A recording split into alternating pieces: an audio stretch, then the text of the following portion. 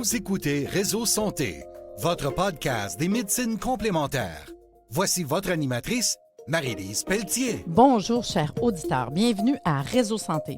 Aujourd'hui, en entrevue, j'ai le plaisir de m'entretenir avec Lucie B. Mainguy, retraitée, grand-mère en temps plein, mais plus que ça. Explique-nous quand on parle du côté grand-mère. On jasait ensemble tantôt, je trouve ça trop mignon, là. Ah oui, parce qu'entre grand-mères, on se comprend bien, hein? Mais la réalité, c'est que dans la sagesse autochtone, grand-mère, c'est une fonction sociale. C'est vraiment un titre qui correspond à une fonction sociale. Puis généralement, on appelle grand-mère, euh, comme, comme avec respect, les grand-mères qui sont soignantes. C'est en même temps des herboristes, des soigneuses, puis des conseillères dans la vie en général. La sagesse, il faut qu'il l'ait en plus de la connaissance. Fait que grand-mère, c'est une responsabilité, puis c'est un statut d'aidant naturel, de soutien aux familles, aux enfants, puis à la nature, puis aux générations futures. Ah, OK? c'est On beau! a d'espace dans la vie là, quand on est grand-mère.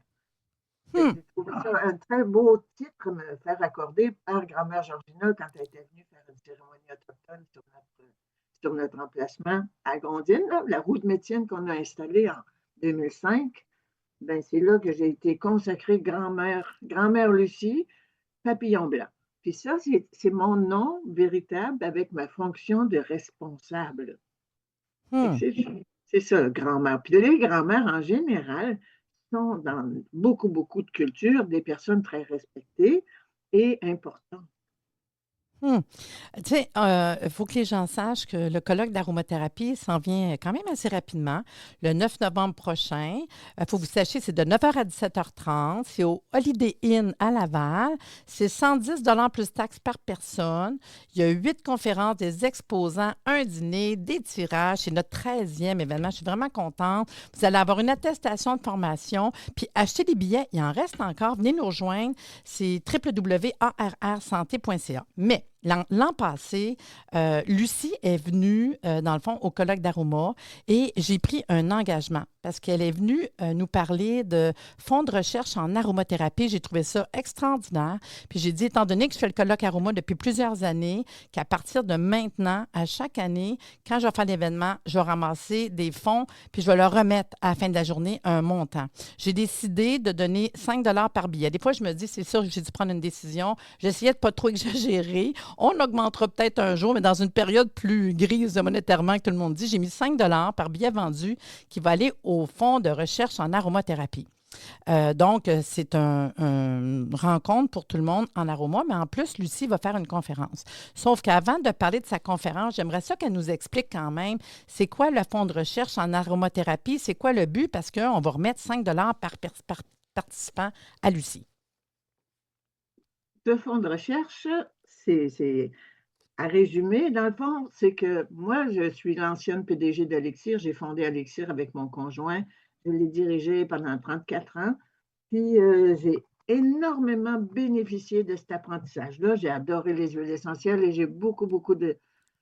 Je leur dois beaucoup. Je leur dois beaucoup en termes de santé et de plaisir de vivre. Puis, cette entreprise-là a été vendue en 2022, en mars 2022, puis c'est un moment où j'ai lancé évidemment ma responsabilité à d'autres et que je suis devenue retraitée, c'est-à-dire que j'ai pu maintenant prendre mes minutes à moi pour faire les choses les plus importantes pour moi en tant que grand-mère.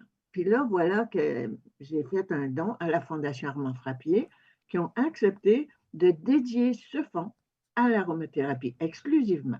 J'ai fait un don qui a permis de mettre la table pour attirer des chercheurs dans notre domaine chéri et ensuite développer cette connaissance-là de manière à ce qu'elle devienne prouvée cliniquement. Mon but, là, vraiment, c'est pas rien, c'est d'avoir des preuves cliniques qui vont permettre au personnel soignant d'utiliser ces substances-là autorisées par la science et par l'ordre de leur ordre professionnel. Définitivement, ils ont besoin de preuves cliniques, puis on va en avoir. On va avoir des preuves de fonction, on va avoir des preuves d'innocuité et des preuves cliniques grâce à ce fonds-là. Il y en a d'autres ailleurs qui font des preuves fonction et innocuité, et il y a toutes sortes de recherches qui se donnent, mais définitivement, cette recherche-là, elle va nous appartenir en tant que citoyens libres d'intérêt on n'a pas d'entreprise, nous, les citoyens, puis on va contribuer, on va avoir des crédits d'impôt, puis on va pouvoir faire avancer une science pour que nos médecins nous soignent avec ça. Hum. Puis dans le fond, ce qui est intéressant, c'est que l'autre chose, c'est que c'est sûr que j'aimerais qu'à chaque année, tu sois présente, qu'on te remette les fonds. Puis à chaque année, tu nous amènes un peu ce que ça a donné, dans le fond. Puis tu me dis, Marie, je vais faire le même titre de conférence que l'an passé, c'est-à-dire de la science à la conscience. Fait que tu me disais que cette année, on s'attend à voir quoi comme conférence de ta part? Bien sûr, dans un premier temps, je vais expliquer la fondation, un peu ce que je viens de faire, mais un peu plus précis. Et puis, on va faire un petit historique parce qu'il y a déjà des projets de recherche avant ce fonds de recherche-là, il y en a eu, il y en a maintenant, puis il y en aura d'autres. Puis ça, c'est une continuité que j'espère qu'on va finir par avoir une espèce de chronique d'aromathérapie et de recherche et de la mise à niveau à chaque année. Puis là, on se parle entre toi et moi, tant qu'à avoir des événements récurrents, faisons-en, qui vont assurer un suivi. Parce que c'est une longue histoire, c'est pas une maladie qui nous intéresse, c'est un domaine de mieux-être. Puis ce domaine de mieux-être va être vraiment d'élaboration et de validation pendant tout ce temps-là. C'est une chronique. Tu sais, on pourrait vraiment garder dans notre petit cœur la responsabilité de développer ça en tant que citoyen. Puis nous autres, on est toute l'Assemblée, dans un colloque comme le tien, on a toutes des gens qui sont intéressés à ce domaine-là, qui en font leur sujet chouchou, puis leur mode de vie. Puis on va être soutenu par la science, puis on va être, je dirais, vraiment beaucoup mieux équipé pour propager cette habitude-là, cette bonne habitude de santé préventive, curative et finalement associée au domaine scientifique qui ne fait pas défaut non plus, tu sais. Moi, j'ai tout le temps l'association ARR Santé. Ça fait 15 ans que j'ai parti ça. Puis le but, c'est l'association ressources, références en santé. Mon but depuis le début, c'est tout le monde ensemble pour la santé. Moi, je crois que tout le monde devrait tellement se donner la main. Puis quand je dis tout le monde, je dis tous les acteurs du domaine de la santé. Moi, je crois à tout le monde ensemble, tu sais. Puis cette journée-là, j'avoue, j'organise plein d'événements. J'adore, j'aime ça. Mais celui du colloque Aroma, à chaque année, c'est comme l'événement chouchou. Pourquoi? Parce que quand on arrive, on diffuse, on va sentir des odeurs, il y a comme une joie qui s'installe, c'est fou, là. Mais tu sais, les odeurs, ça fait partie de notre vie. Fait que c'est une journée où il y a des contacts, des liens, des odeurs, on est ailleurs. C'est vraiment, je sais pas, ça s'explique pas, mais il y a un petit quelque chose particulier que je retrouve vraiment pas dans les autres événements.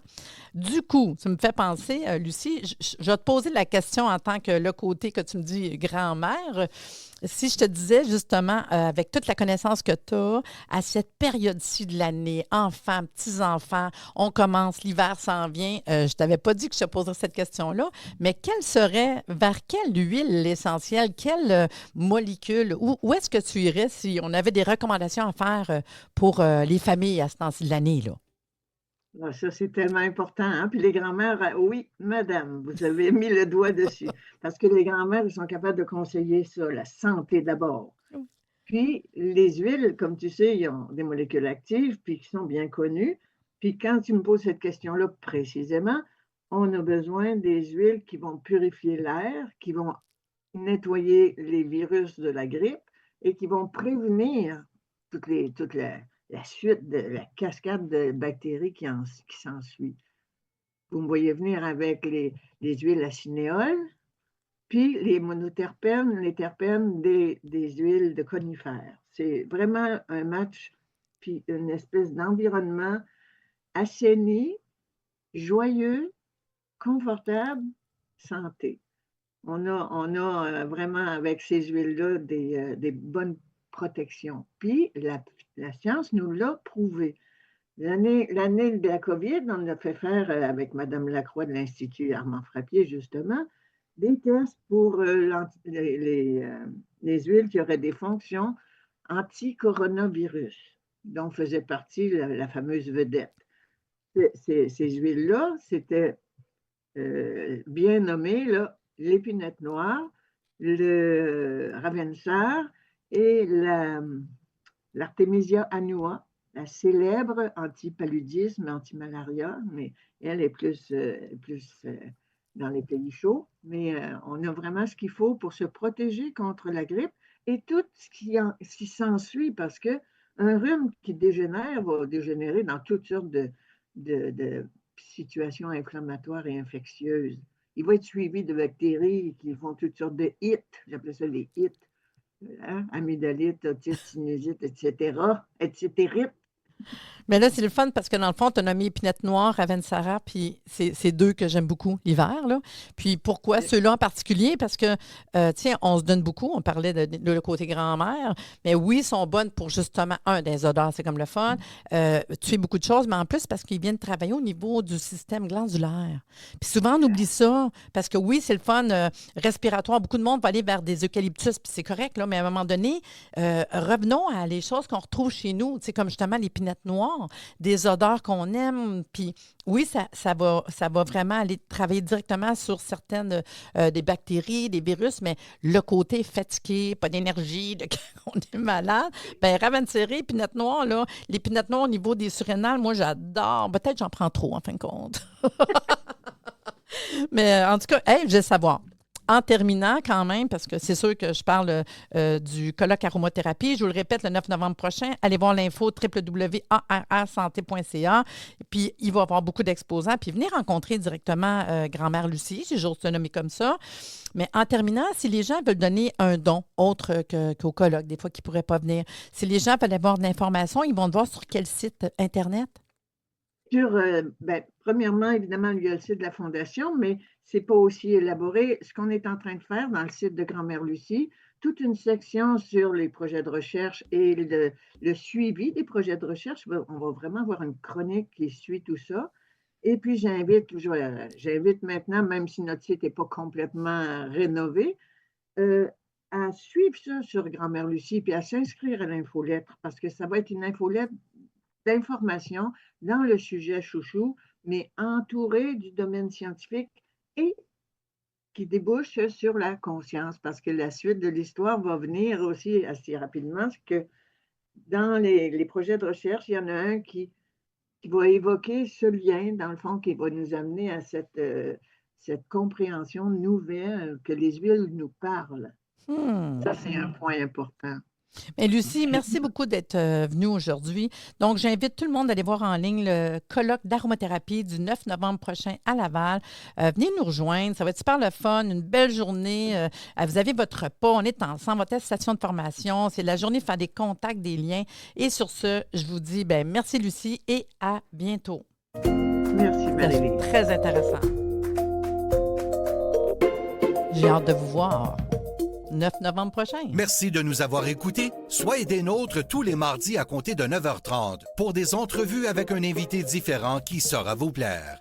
Si vous aimez le podcast, abonnez-vous pour être informé et partagez en grand nombre.